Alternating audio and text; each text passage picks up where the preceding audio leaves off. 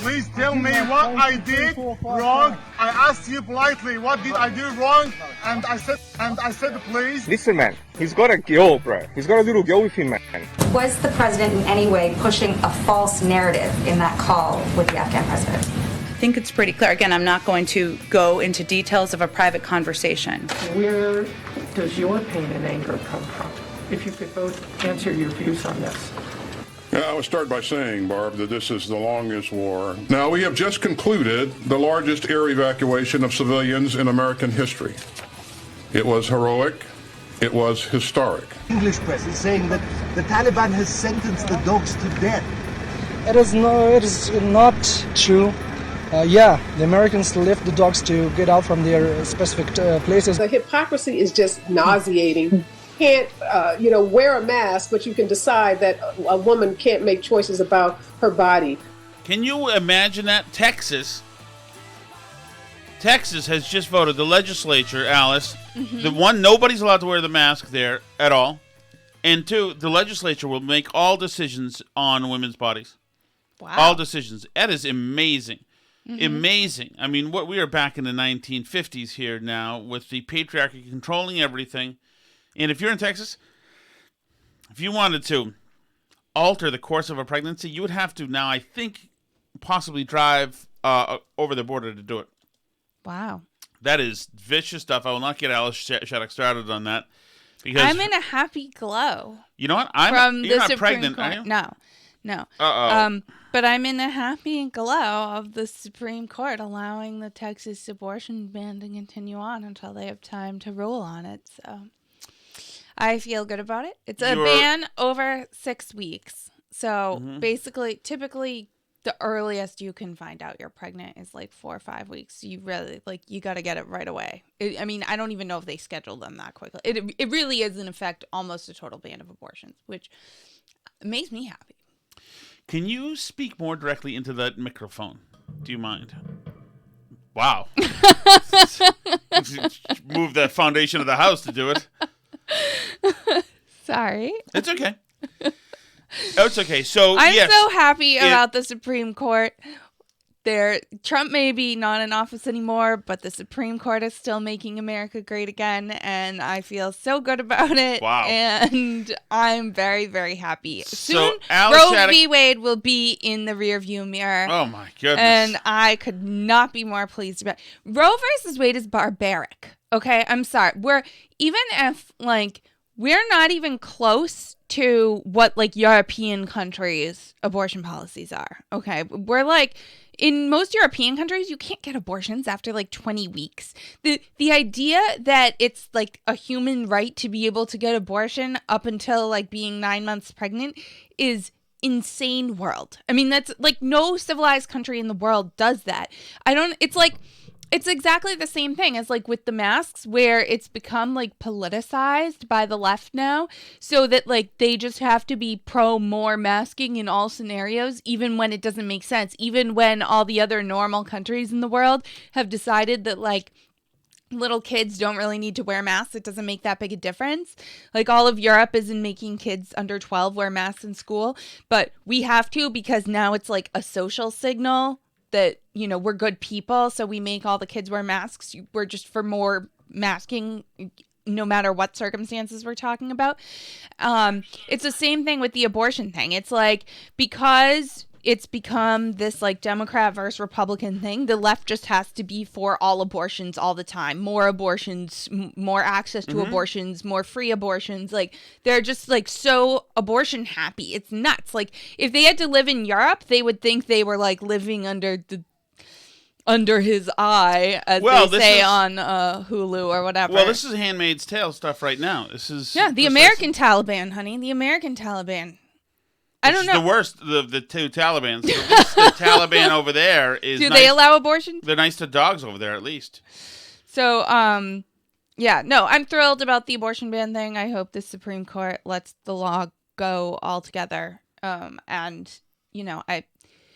basically what they did is they didn't Come on, Mom. What if you're 19 years old and you're in college, you're a girl, you get yourself in a jam, man. Come on, Mom. Is that from something? It's supposed to be Phil Hartman doing Phil Donahue from the 80s. Oh. Well, what if little Peggy Sue Smith gets in trouble in her freshman year of college? Congratulations to little Peggy Lou Smith. You don't want to curtail her entire future. No, I want her to experience the happiness and joy that having a kid brings. So congratulations to her. She wants to get into marketing and do a new pitch for Captain Morgan's, Alice. Someday she can come up with Heaven forbid she should be denied the fulfillment of working in a cubicle for 40 years. Now you guys see. Now you see the Stepford, Alice. But you can work and have kids. It's just the whole thing is stupid. Yeah, but Alice, nobody on the coast, But cosmopolitan women don't want to have to stop and wait for that. They don't want that life interrupted stuff. They want to have cool, adventurous young lives, and that's babies do really put a hamper in that. They do.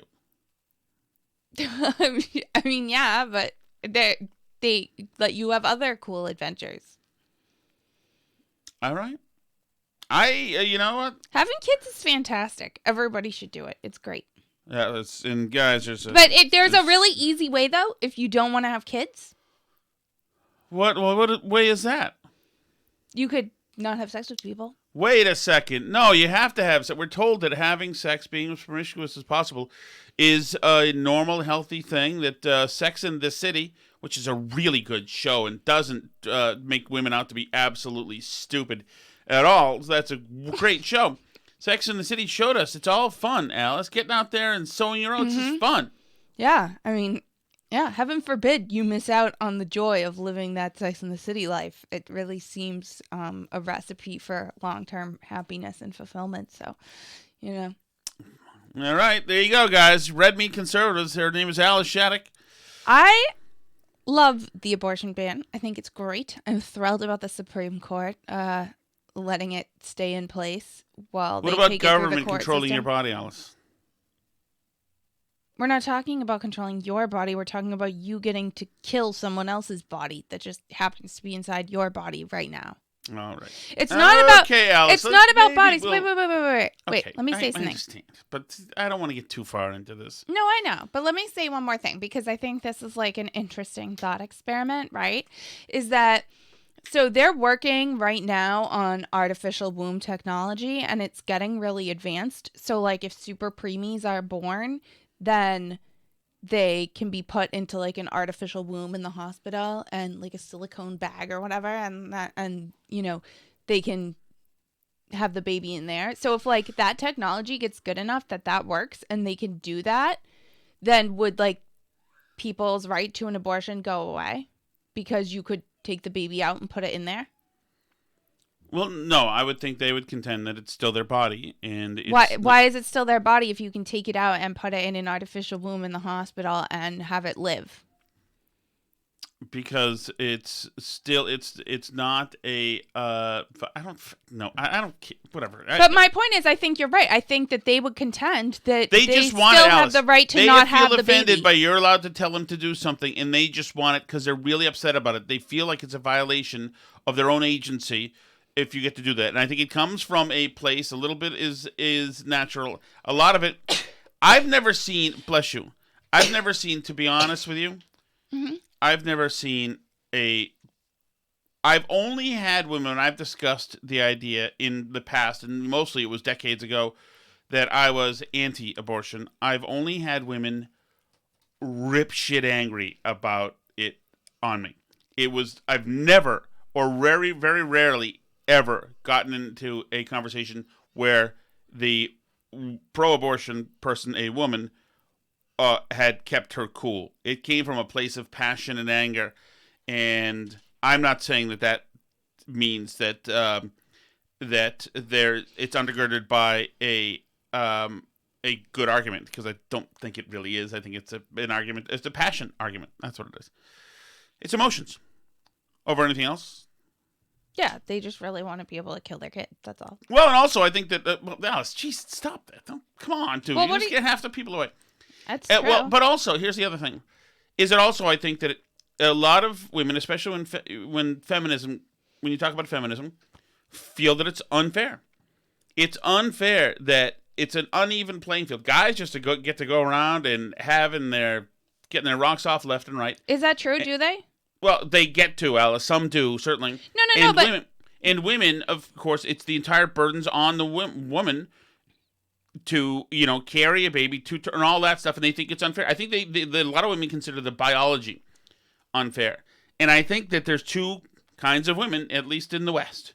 The kind who realize that biology is unfair and each sex gets its own unique set of benefits and disadvantages. Mm-hmm. And then there are the people who think, and they're told this, I think, by progressive universities, that the biology is unfair, and that's just effing unfair and not fair and needs to be made right somehow through government to make it fair.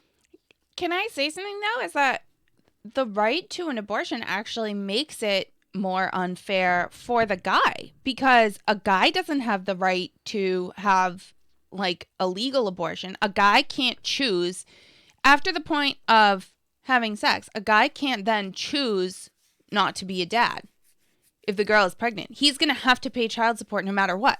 He can't decide not to be a parent, right? She can decide not to be a parent. She has that right up until whatever point in the pregnancy she feels like to decide she doesn't actually want to be a parent. He doesn't get to decide. He's always going to have pay child support. So I would argue that the right to an abortion is actually a right that women want that men don't have any comparable right. It is an interesting thing how we think of, at least in the West. And I'm for that, actually. I think guys should have to pay child support. But I also think women should, if you are pregnant, then you should have to have the kid. But there has to be a switch is flipped, and it's the most profound switch of American culture, where at least in the coast, in the progressive coasts, where if you're a young lady and you get pregnant, we have made it or tried to make it as acceptable, even sometimes more acceptable, to terminate the pregnancy than it is to carry the baby. I mean, if you were in college freshman, you'd be the outlier if you had the baby. Mm-hmm. We've made it almost, and so it's supposed. We've made it this way because nobody's supposed to feel bad about anything. And I understand all that stuff. And so, but we've decided that a group of people and their friends, let's say the show Friends, when Rachel gets pregnant, that show could have gone one of two ways. One, well, we're just not ready yet. I understand, Rach. And, so we're going to do whatever. And maybe down the line we'll really have kids. I understand, Rach. It's okay. We're living. Or it could have gone the way it went, which... Oh my God, we're pregnant. Yeah, oh my God, where's the baby? What are we going to do? Like, can I hear the heartbeat? The switch that's made to say instantly, it's okay that the baby's going away one way or another, to, oh, you love it. Oh my goodness. Yes, of course. We're going to. And that comes from that switch worries me. That switch worries me when it's overlaid onto other situations in history. Well, yeah, because it is a concerning... It comes from a weird and ugly place in people, that like willingness to turn on or off something being a baby. Do you remember the Super Bowl commercial a couple years ago where the baby was eating the Doritos on the ultrasound? It was a Super Bowl commercial, really? No. And they were having an ultrasound. The mom was eating Doritos and the baby was like loving the Doritos or whatever the ultrasound. And people were mad because it was like humanizing the fetus and making it look like a baby inside its mom is like actually a baby, and people didn't like that. That was problematic because that makes people who got abortions feel guilty then if they have to see somebody who's considers their unborn baby a baby. That's like a problem for them. So I don't know. Yeah, I mean, it's a complicated issue, but it's an issue I feel really strongly about. So I'm having a happy day. Let's put it that way. Well, I am going to too. Everything we played in the open, I don't even want to go near much of that stuff. I mean, all it is we found out that Biden had a conversation with the Afghanistan dude, and that they both decided to lie about how well they were doing, or just didn't know, but they decided they had to spin. That's fine. It's impeachable if you're Trump. It's fine.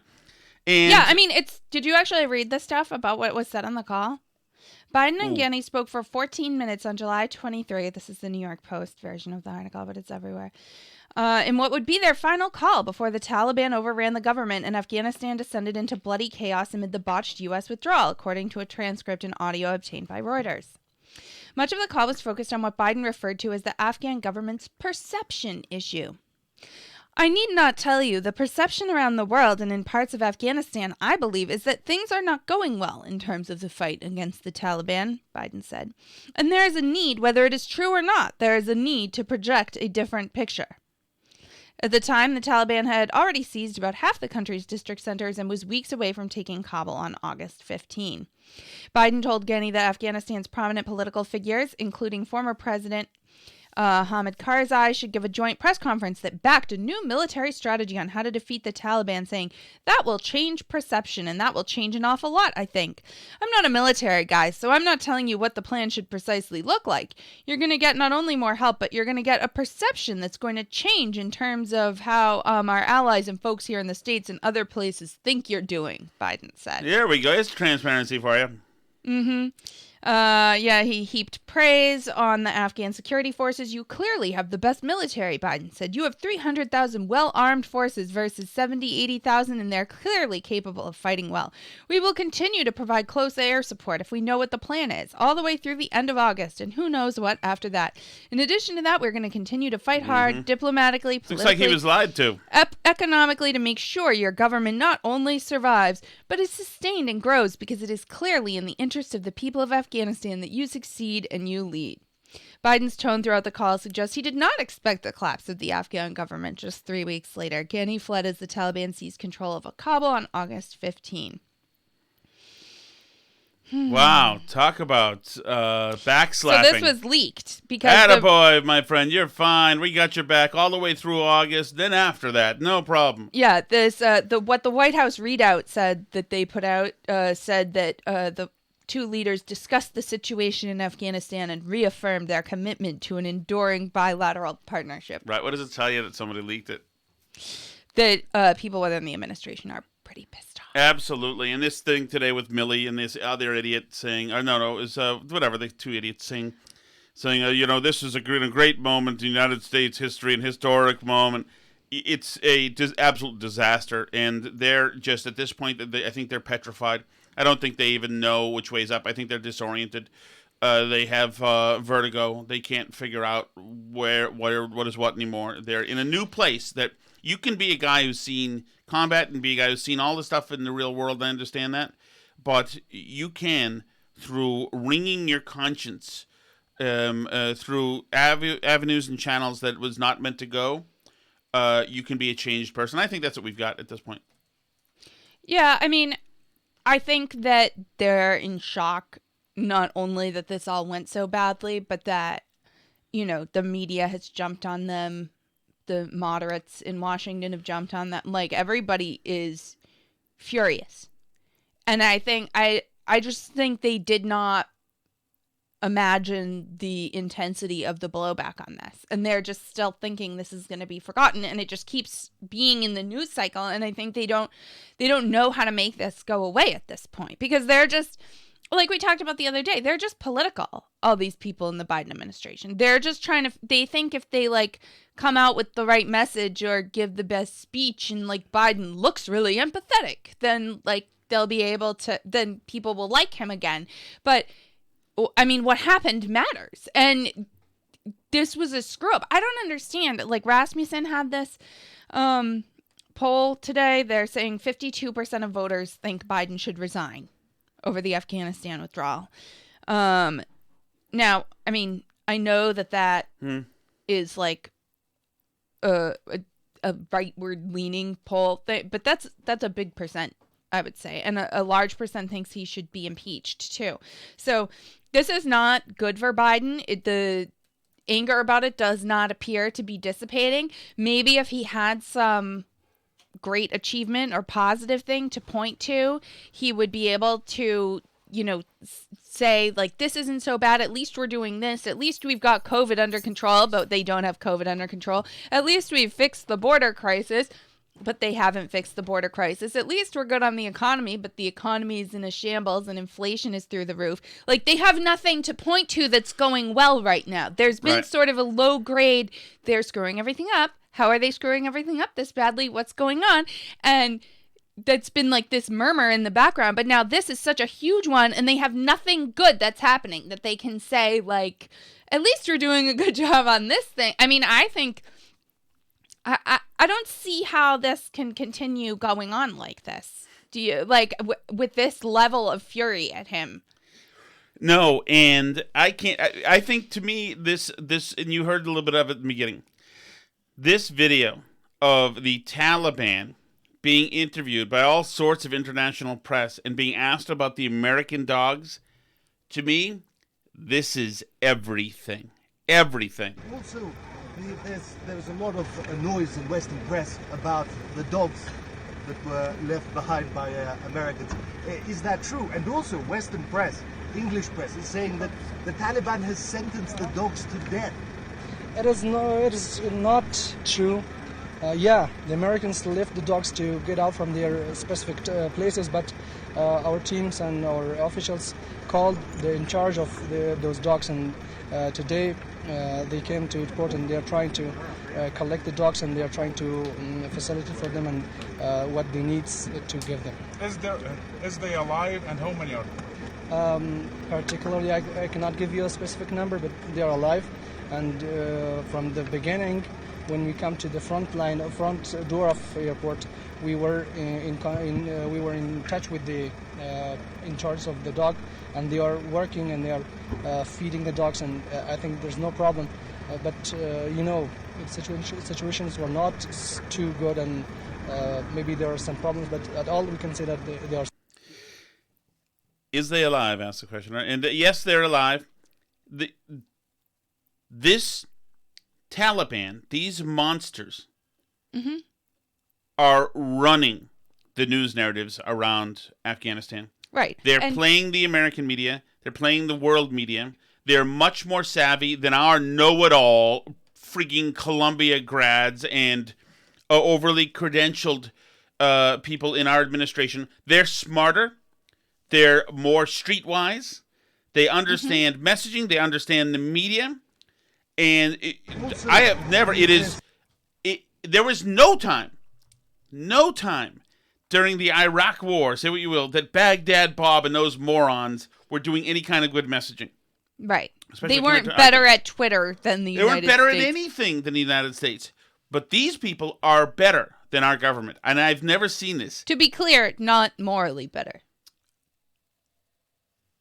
Like, your words, Alice. I'm going to hold off. I don't know how many people that this guy right here, I don't know how many people he abandoned to die yet. But to die at the Taliban's hands.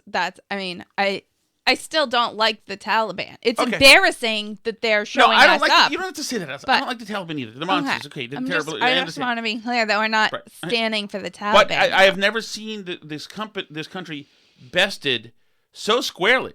I mean, this is like the underdog story of the century here. It is.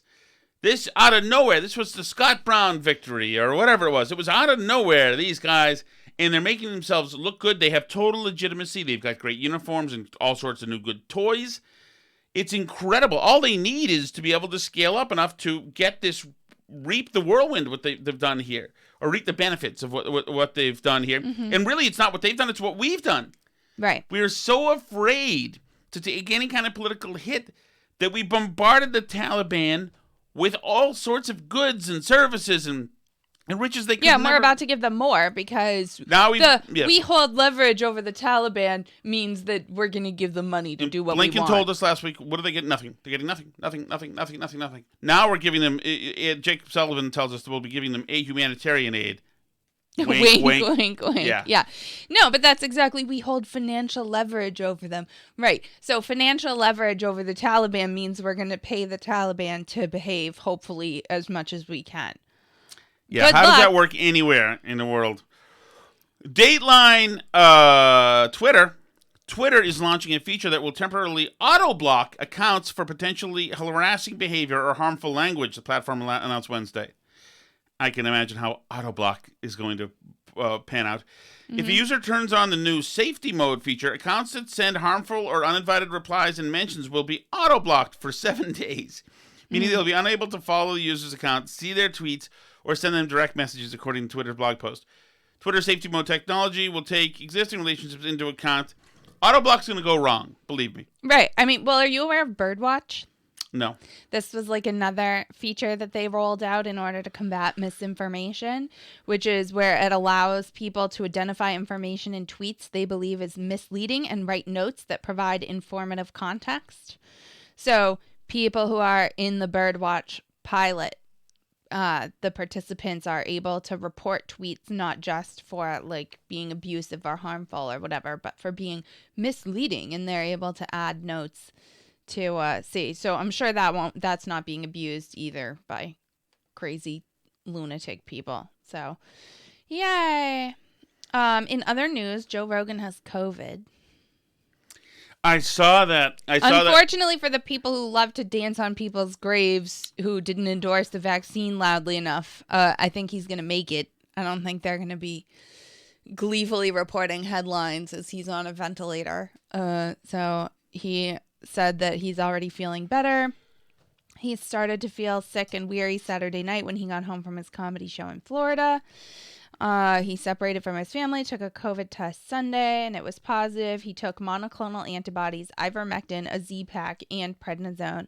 And by Wednesday, he said he's already feeling better, but his upcoming shows are postponed still. It is hilarious how many people effing hate him. They hate him. Joe Rogan's a really reasonable guy. If you're a big progressive or liberal, I don't know what your big problem is, other than he's an avid hunter. He's really a progressive liberal. He really is. He's his own guy, certainly. But he is he's like a sensitive soul. If you've ever listened to it, it's because I guess that he lifts weights and he's near the UFC adjacent, and maybe that he said Joe Biden could be president. Maybe it's the fact that if you're a celebrity and if you're anything but a rabid moonbat lefty psychotic progressive, then you're by default a damn Republican. And he has a huge platform. Mm-hmm. So they can't cancel him, which makes them mad that he's uncancelable because he's too big. Just like J.K. Rowling makes them mad for the same reason. And also, he lends his huge platform and gives airtime to people they think are the worst of the worst. You know, he lets Alex Jones on his show. Can't get those episodes anymore. Spotify never put them back after his deal with them. But, I mean, I don't think he really cares that much about that. But, you know, he gives airtime to people that they hate. And he lets people say whatever they want on his show, and they consider that to be really, really dangerous. He's great point. I mean, he's pretty much a liberal everywhere it counts politically, but he's a free speech absolutist, and that they hate. They hate that. Yes. So he's given a voice. That's right to harmful and dangerous people. Yes. And so that they can't stand, and they can't. He's too big. They can't pressure him not to do it. You know, and that really bothers them that they can't get him to shut up. He's allowed to say he doesn't think it makes sense for a 20-year-old to get the vaccine. And they can't do anything to him to make him stop. So that for them is a big problem. But, you know, it's good that people that are too big to be canceled exist. But I think his successes aren't necessarily replicable by other people. Oh, no. There's only one Joe Rogan. Only one. Although Bridget Fetisi is almost the female version of him, but that's it. By the way, there's all sorts of news from the BBC talking about the Taliban going around and luring people in and killing people. Not Americans that I've read as yet, but I'm sure it's going to happen. SIV people. Right. But you'll see as it rolls up. Australia is still going really well. They're still locked down, but now they are investigating this police department in Mount Druitt Police Area Command, which is like part of the most locked down areas of Sydney. It's in New South Wales, right? Oh, that was bad. Sydney. Sorry, Jamie B. It's in Sydney's high-risk area. And the police are allowed to be doing their jobs. They're one of, like, the people, because obviously they can't be, like, arresting people for staying out 61 minutes on their exercise walk if they're not allowed to be out there. But the police are allowed to, like, do their work. But apparently last Friday, it was Wear It Purple Day, which is an annual youth LGBTQI plus awareness day. What's in I? Australia. Intersex, probably. Okay, good. And they had a party at their office to celebrate Wear It Purple LGBTQI plus day, including some of the people didn't have masks on, and they had a party with food and rainbow flags, and I see a trans flag in the pictures. They posted them on their Facebook, but there was so much outrage that they ended up having to delete the photos. So they're now investigating the police department to see if any if any restrictions were breached by the party, because they are allowed to gather in their office, but it's a bad look if everybody else is locked in the house and you're arresting people for driving around in their own cars. Speaking of driving around, Alice, guess who was patrolling the streets of northern Massachusetts last night? You? I don't know. Who was patrolling the streets of There's a certain alias we use now. Mr. Finger was out. What was Mr. Finger doing out there? On a main street, we'll say. And the cross street was a high school field. So driving forward, a high school field is on the left. So the street moving out of the high school field parking lot is on the left. So the person in front of me decides to stop and let a car out of the high school parking lot. This is at night. Okay. Let a car out of the high school parking lot. He decides to stop, even though I'm behind him, to stop. I'm behind him or her. To stop and let somebody go. Now, tell me something. Since I'm behind him, who's really letting the person go? You. I'm really letting the person go. But who gets the credit in a nice nod? That person? That person does. Of course, I don't get asked if I want to stop, even though I'm on Main Street doing what I'm supposed to be doing. Was Mr. Finger also Mr. Horn? Mr. Finger, no, it wasn't Mr. No. But then, and because I've been around the world a couple times, I knew what was going to happen. Okay. Why do you suppose, Alice? Why do you suppose a car was coming out of the parking lot of the high school field at night? Teenagers up to no good? No, I wish. Okay. No. Dr. B? No, Alice. I don't know. Who would be coming out of the high school at night? Let me give you a hint. There were 147 other cars behind the car. It was some kind of sporting event? Exactly, and it was letting out. So Mr. Let him go. How many people? Stopped. So I was stopped, even though we're supposed to be going. And off they went. Another one and another one. Oh, go. I'll go. Go ahead. How many cars went? At least 5. It felt like 50. And so, indeed. So then finally my person went, and I went. And as they took a right, as I was close next to them, as they took a right to move somewhere, I gave them the finger.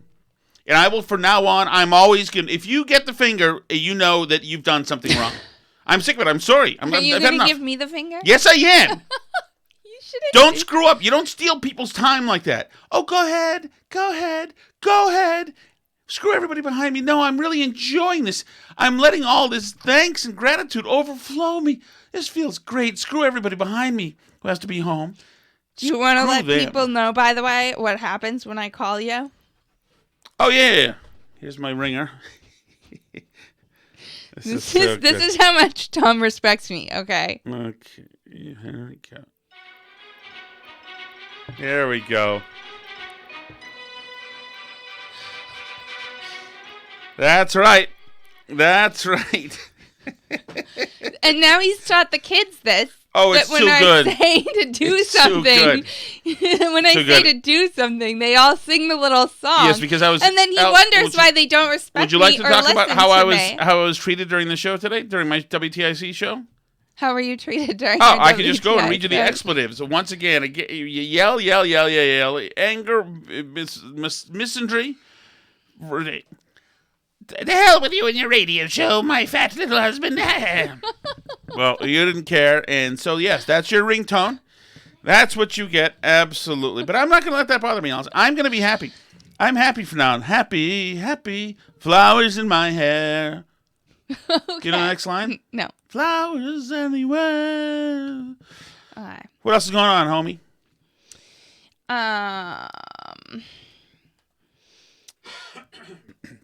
Okay, I'll take it, Alice, if you'd like me to. Sorry, I would have been giving you my things all this time. Okay. So here's the thing. Here's the thing that I have found, Alice.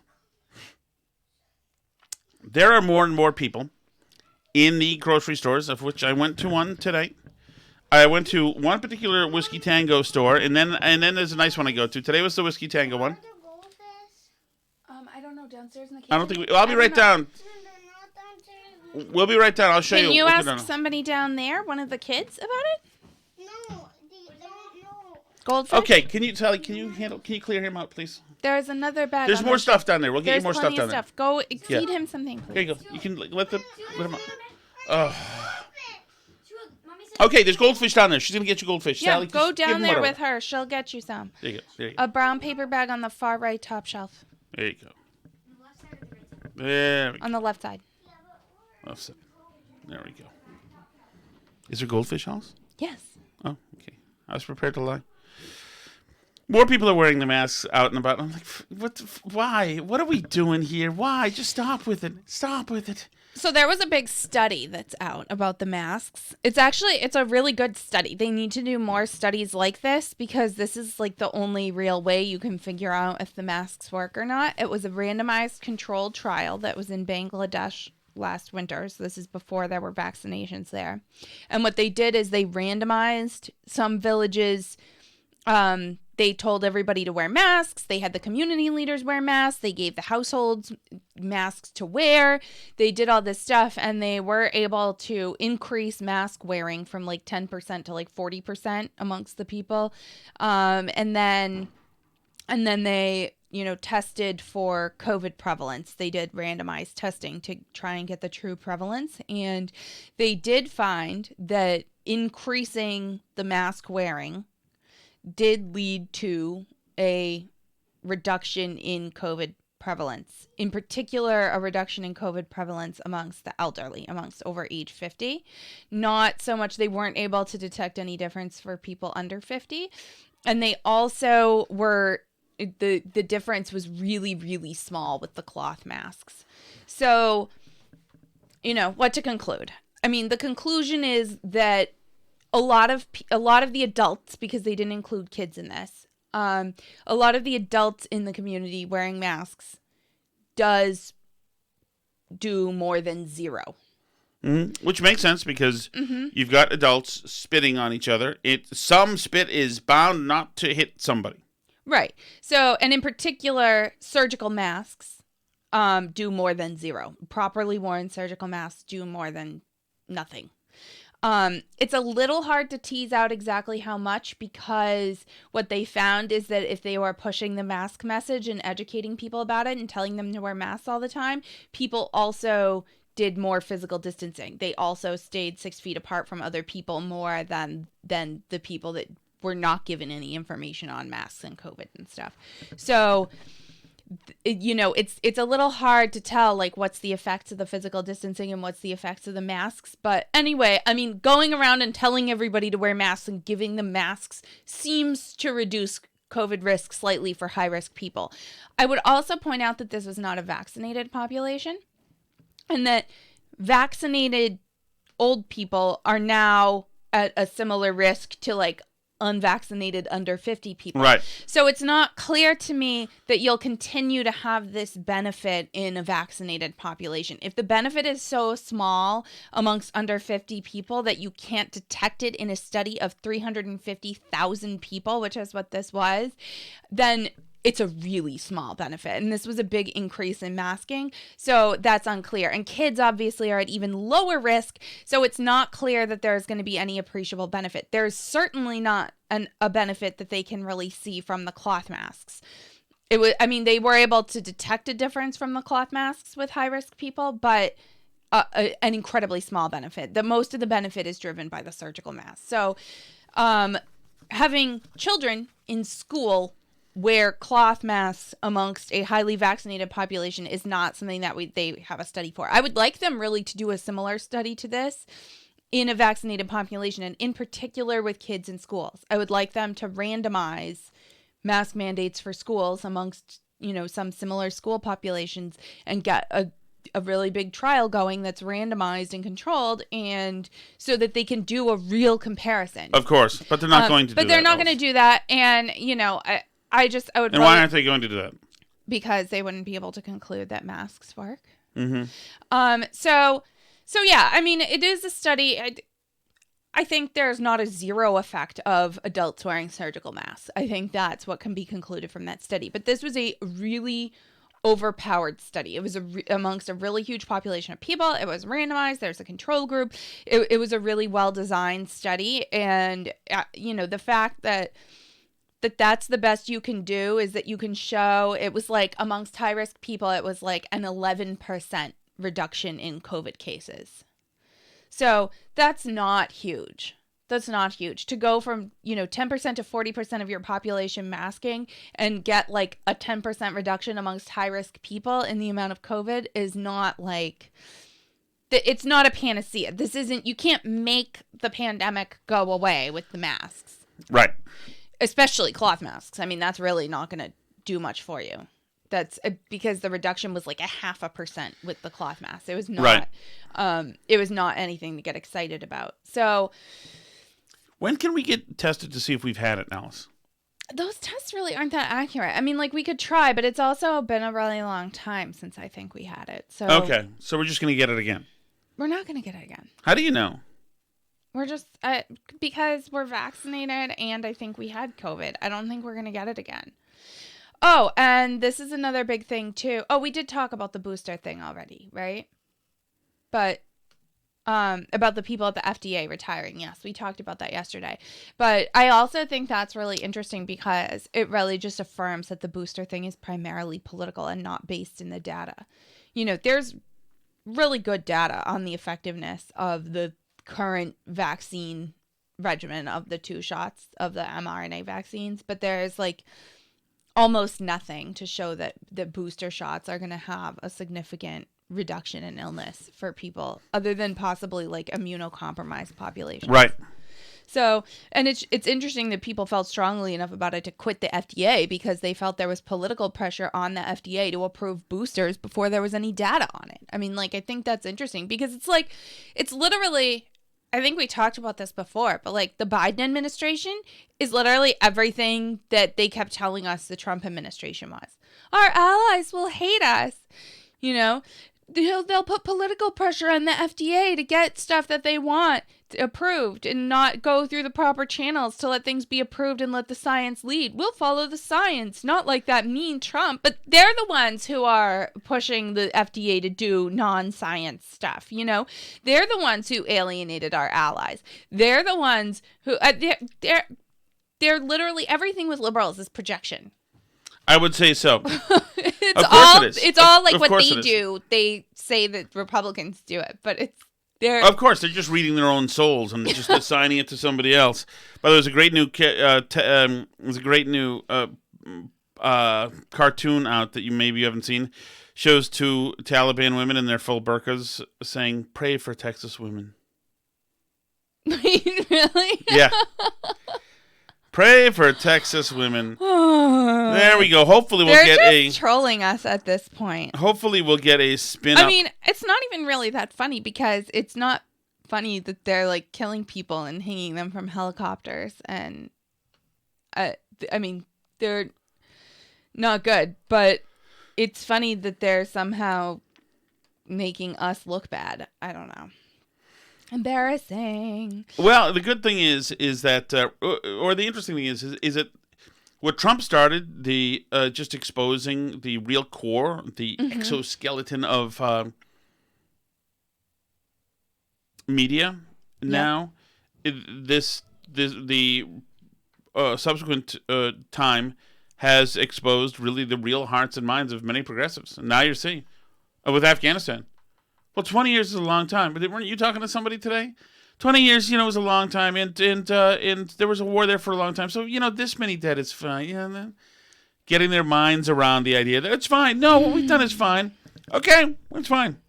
That's what you want fine to be, then that's what you want fine to be. By the way, speaking of progressives projecting all their weirdness onto other people, remember the whole, Matt Gaetz thing? where he was like saying this person was blackmailing him Yep. because about whatever. And so supposedly he was under investigation for child sex trafficking or something. Like, and so now every time he does anything, people are like, oh, well, child rapist Matt Gaetz. Well, no indictment has appeared of Matt Gaetz yet, but an indictment of the extortion person has appeared, who's now in trouble for blackmailing his dad for $25 million to make the charges go away. So, I don't know. I'm not a big Matt Gaetz fan, but once again, I think he's sketchy, but I'll believe the actual criminal charges when I see them, because I don't trust anything that doesn't have an actual indictment behind it at this point. Like, there's still not anything here. So they keep saying something's going to come out. They keep saying like, oh, he married his wife, so she can't testify against him. It's like the Blue Anon Russia stuff all over again, where there's like a whole plot in their heads of what Matt Gaetz has been doing and his little friend in Florida there and his wife and like, but until there's real charges, like I'm not going to believe any of it, because I don't, I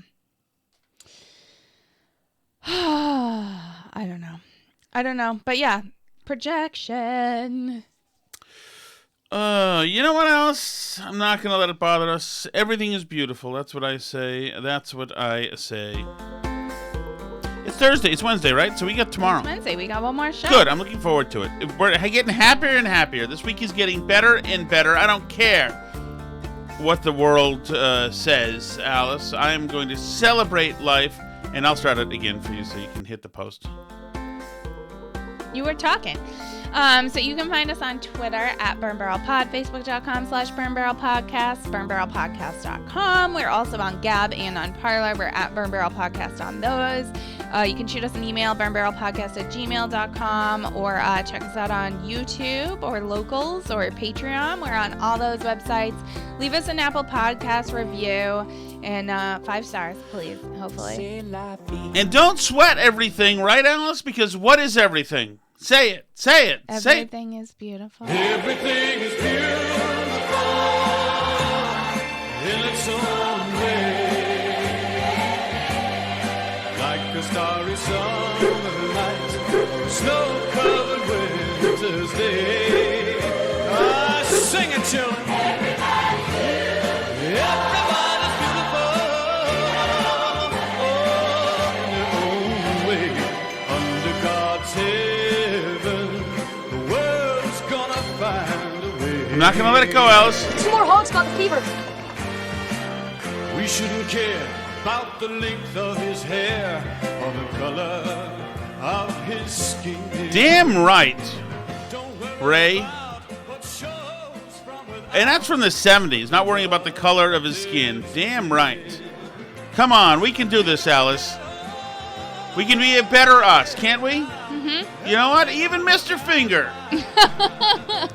Just move out of the way and don't let the world go from now on. Just drive the car forward, everybody. We will have a utopia, Alice. We'll all be better off. Everything is beautiful in its own way. Like a starry summer night or snow-covered. I'm a sucker for the up 1/2 step or full step. Sing it, children.